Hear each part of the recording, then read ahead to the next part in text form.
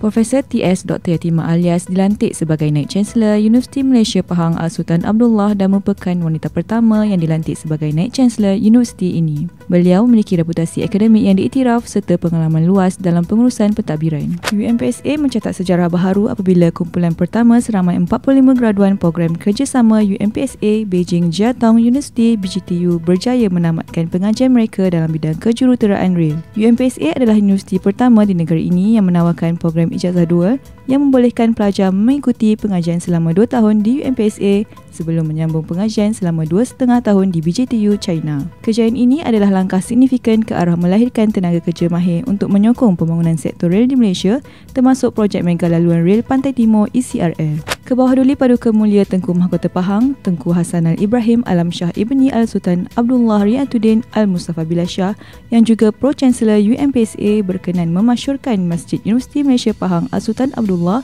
UMPSA sebagai Masjid Al-Jazari sempena nama seorang ahli sains dan tokoh jurutera Muslim terkemuka pada abad ke-12. Masjid yang dibina di atas tanah seluas 7.5 ekar telah siap dibangunkan dan telah beroperasi serta mampu menampung sehingga 3,500 jemaah. UMPSA melakar sejarah tersendiri apabila berjaya mengumpulkan kepakaran dan berkongsi amalan terbaik ekosistem inklusif buat pertama kalinya dalam International Carnival on Inclusive Technology and Ecosystem Inclusive 2025. Inisiatif ini berjaya menggabungkan pelbagai pihak dari sektor pendidikan, industri dan komuniti ke arah membina ekosistem tenaga inklusif negara.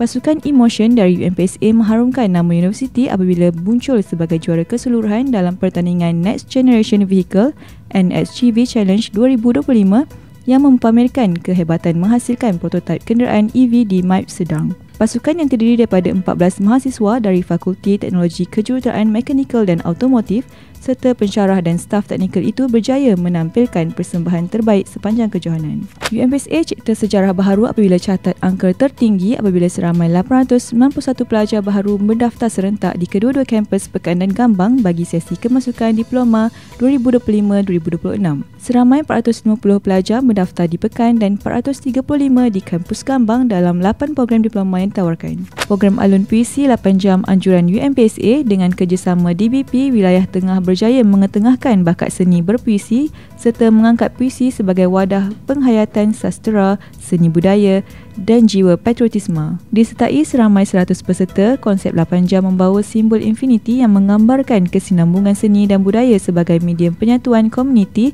di samping menyemarakkan semangat kecintaan terhadap warisan tempatan. UMPSA mengukuhkan reputasi sebagai peneraju pendidikan, teknikal dan inovasi digital apabila melancarkan 3 pusat penting yang menjadi pemacu transformasi pendidikan tinggi negara. Pelancaran pusat verifikasi kualiti, pusat pembelajaran fleksibel dan mikro kelayakan serta pusat penilaian akreditasi pembelajaran pengalaman terdahulu memberi manfaat kepada masyarakat di negara ini khususnya di Pantai Timur. Pelancaran 3 pusat ini merupakan inisiatif UMPSA sebagai penanda aras baharu pendidikan fleksibel dan digital di Malaysia.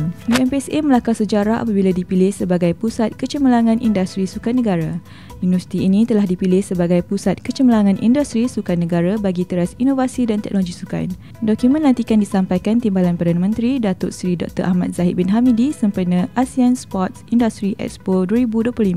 Sambutan penganjuran Festival Idea at Pahang 2025 meriah apabila diwarnai dengan inovasi apabila berlangsungnya Hari Pengkomersialan, AI Generation Festival, AI Gen Fest, pameran TVET termaju dan Hari Terbuka Makmal dan Hari Terbuka IM Mahasiswa UMPSA dalam memperkukuh hub pemikiran strategik dan inovasi melalui penyebatan pelbagai kementerian, agensi kerajaan, industri dan institusi pengajian tinggi terutamanya di negeri Pahang.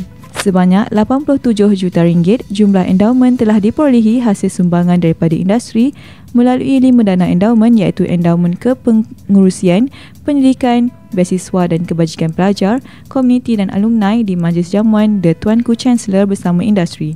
Majlis diselikan dengan keberangkatan Kebawahuduli Paduka Baginda Sultan Pahang dan Kebawahuduli Paduka Baginda Tengku Ampuan Pahang. Turut hadir ialah Menteri Pendidikan Tinggi. Kebawahuduli Paduka Baginda Tuanku turut berkenan melancarkan endowment Tuanku Chancellor UMPSA bagi menyokong aktiviti pendidikan, penyelidikan dan kebajikan ke arah kecemerlangan UMPSA yang holistik.